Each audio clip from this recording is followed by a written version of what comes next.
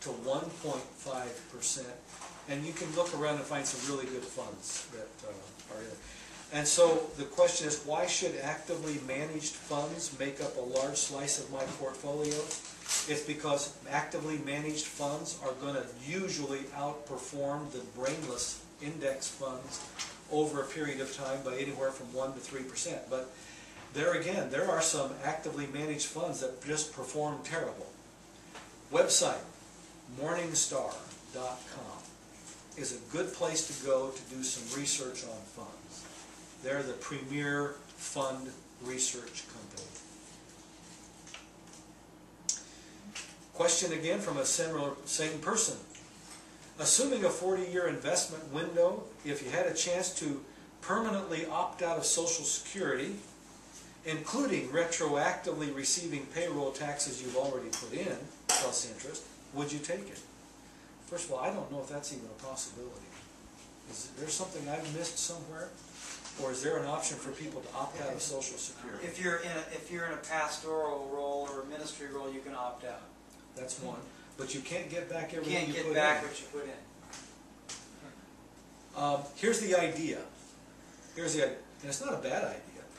If I can take my Social Security money that I'm putting into Social Security, and for a pastor who might be self-employed, it may be a 15% self-employment tax, or even if it's less than that, it might be 8% Social Security tax. If they could take that money and invest it themselves, could they do better than Social Security is going to do for them in the long run?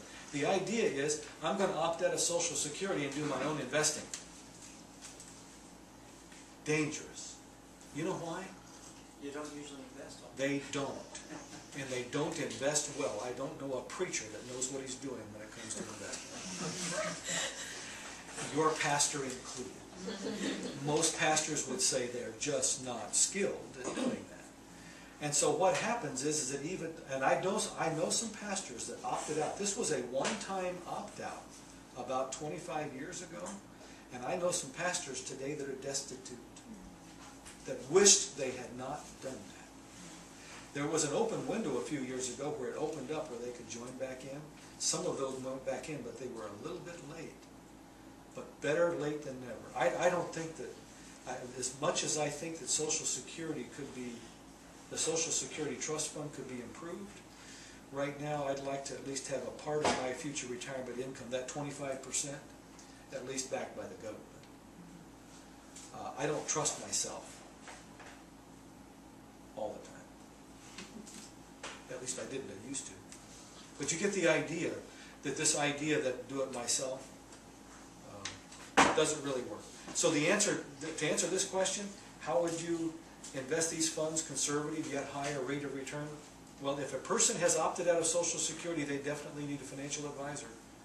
And they better be putting in at least as much or more than Social Security. Okay, next one. Assuming they had 20%, this is about buying a house. Assuming they had 20% to put down on a house and planned on living there at least 5 years, would you encourage a young couple to buy or rent long term? Is home ownership still the, quote, hedge against inflation that everybody thinks it is? What I don't like about this question is that this is turning a personal residence into an investment. So there's an investment. It's reading between the lines here that I want to buy a house